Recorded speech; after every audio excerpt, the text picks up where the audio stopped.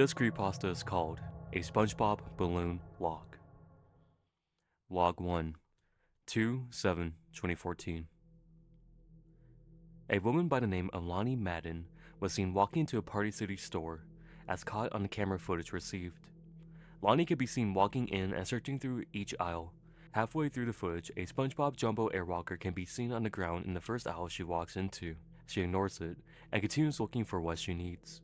She ends up walking to the register with a box of spray string, presumably for a child's birthday. Near the corner of the camera she's seen in, that same SpongeBob balloon can be seen peeking out from behind a small shelf of candy. Lonnie was interviewed days after leaving the store. She had this to say: "It kept following me everywhere I went. I don't know why it freaked me out so much, but it did. I saw it slowly floating towards me when I left the store. I saw it bumping into a door to the bank when I tried to get a withdrawal, and it even followed me home. It's been floating outside of my window watching me for days. Not once did it deflate. I didn't see it go down, not even a little." Log 2, 2/14/2014. Urza Culver, a 22-year-old male, discusses his experiences with this balloon and what it did at 3 a.m. After a house party went down involving plenty of beer and games, he announced that the night was over, that everyone had to go home. Later that night, he lay awake in bed and see the airwalker floating near his doorway. With his hall light switched on, Urza would tell us about what went down afterwards. "I never bought a damn SpongeBob balloon. I don't know if someone brought it in with them or not, but I'm positive I didn't see any of my guests bring one in. Hell, most of my friends don't even like that show anyway. I tried going to sleep, but when I heard a fucking whisper in my ear, something along the lines of, 'I just want you to love me,' I opened my eyes, and it was right next to me. I shrieked and I fell out of my bed, but it didn't respond back. It didn't even move. I thought I was hallucinating, but I still want to get rid of it if that's the cause of the whispers, so I tried locking it outside my house. But when I woke up the next morning, I saw it floating in front of my window." Log 3, 2/27/2014. Emma May and Terry May explained the situation that went down in a birthday party ran by them for their 2-year-old son. They had bought several SpongeBob Airwalkers for their child, and everything seemed normal at first. 20 minutes after the party started, Terry would walk around the house with cake and see every single balloon slowly spinning into a circle above them, with one balloon still grounded but centered. After giving the cake to the children and attempting to ignore it, the speed of the airwalkers will accelerate above an almost impossible race car-like speed. There were no heavy winds reported that day. Emma and Terry will rush inside and grab their phones. When we came back outside, every balloon was gone except for the one that was on the ground. Our son was cradled under his chair, screaming and wailing like he just saw a ghost. He looked genuinely terrified, and since then, he still doesn't want to tell us about what happened. We aren't sure whether it was a supernatural thing or not, but we're never buying those things again. Ever. Log 4, 3/12/2014. The interviewee prefers to remain anonymous. He states that his niece came over with a SpongeBob balloon and ended up leaving it there when she left. He see that it was floating into his hallway. "At first, I thought nothing of it because it's an airwalker. Then I heard footsteps. Yes, footsteps in the hall, as if there was something haunting my house. I turned the lights on, and the balloon's shadow didn't even look like something that would come out from a balloon. It was tall, bumpy, and it looked human shape. The shadow raised his hand up to me, which made me wonder if I was having some sort of weird vision. I turned the lights off quickly and rubbed my eyes for a moment before turning them back on. Nothing. No shadow. It didn't even revert back to its original shape." Log 5, 4/1/2014. This is the last occurrence of whatever the phenomenon was. There was no interview because the victims refused to talk about it. David Schumacher, Maya Alvaro, and Thomas Alvaro were having a cookout in the backyard of David's home. Upon investigating the area, we found several holes burned into the grass and certain objects within a 12-foot radius, a wooden board with a bullet holes punctured in, and several balloons, 2 of which were SpongeBob Airwalkers, with one of the 2 being popped. Surrounding the area was a stinging, foaming, acidic material that seemed to have melted through the porch the victims were standing in front of. The victims suffered 3rd-degree burns across their face and torso.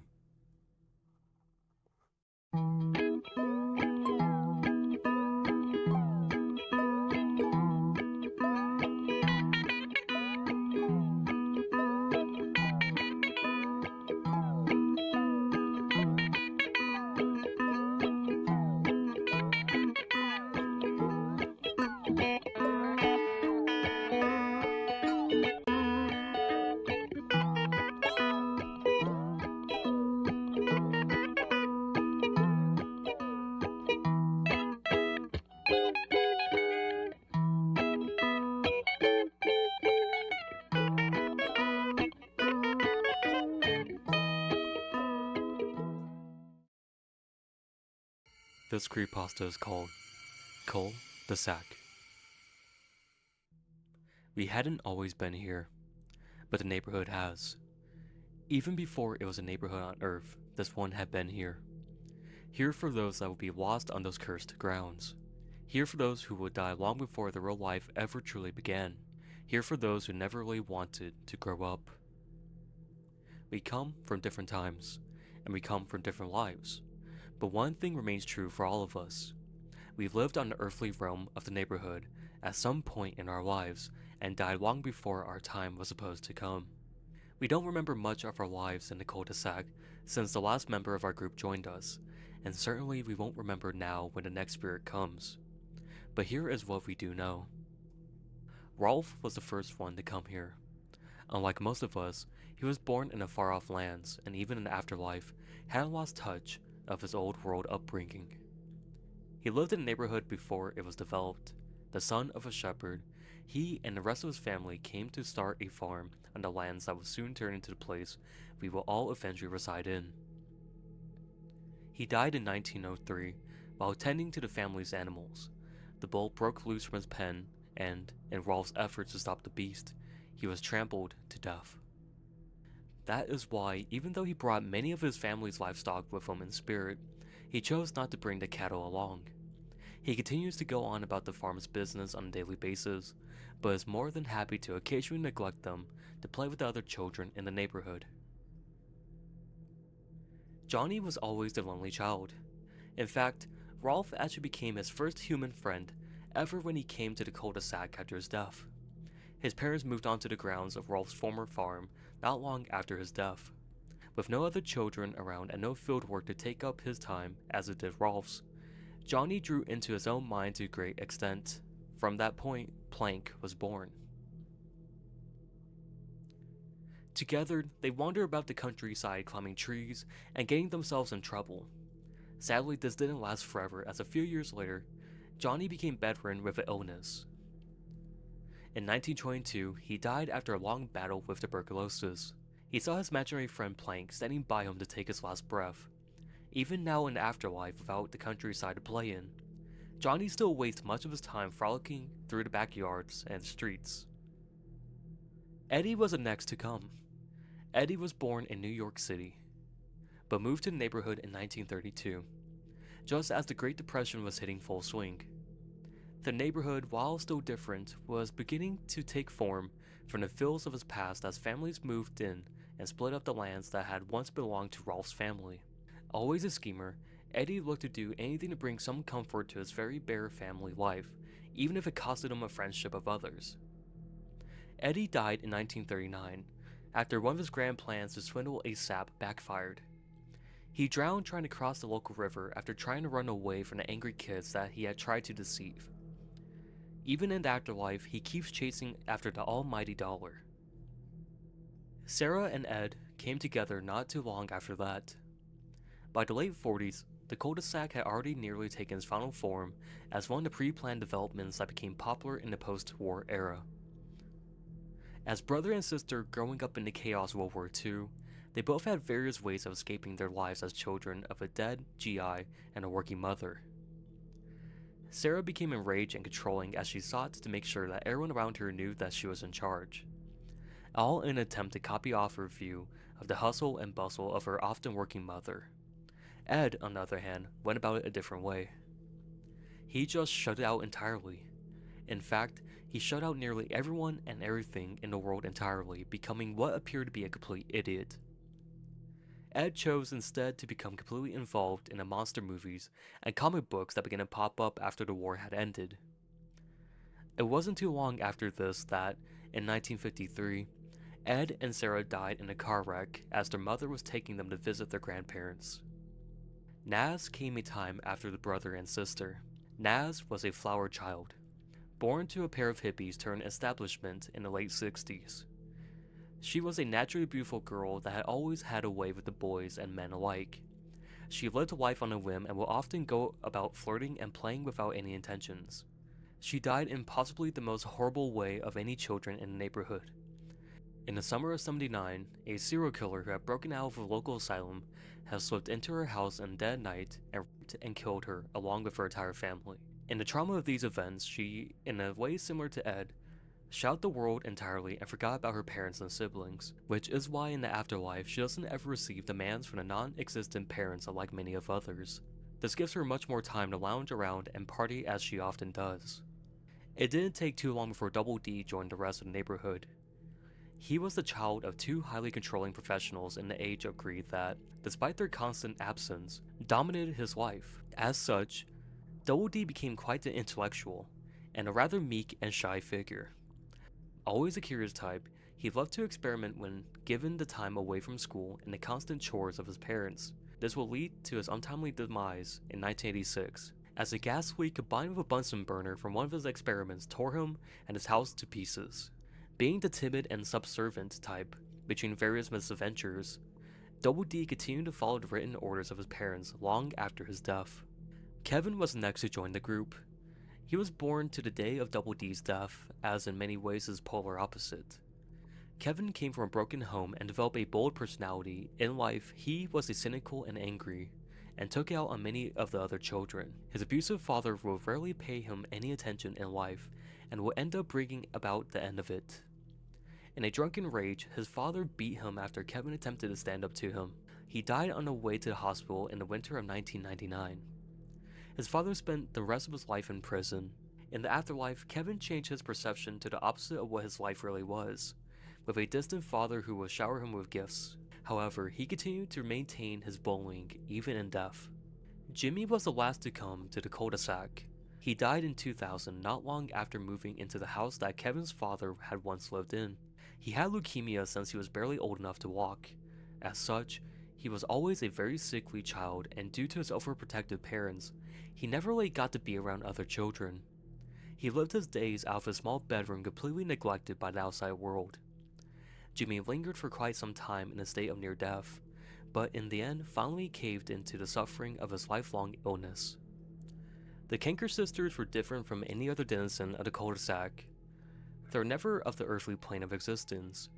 Instead, they are children of demons not too dissimilar to the succubi of human lore. They seem to possess abilities impossible by the standards of the others, such as the ability to appear nearly anywhere instantly. They are sent from hell to torment the already tortured souls in the neighborhood. Surprisingly, they are attracted to the Eds for unknown reasons, although it is speculated that they are the weakest-willed members of the neighborhood and are seen as easy targets by them, despite that they are universally loathed and often feared by everyone, including the Eds.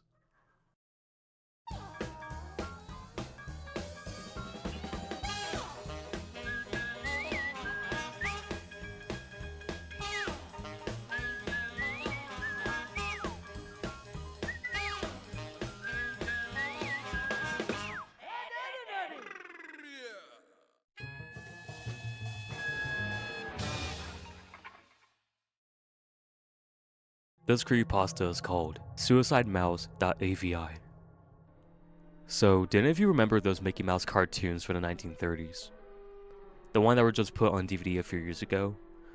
Well, I hear there's one that was unreleased to even the most avid classic Disney fans.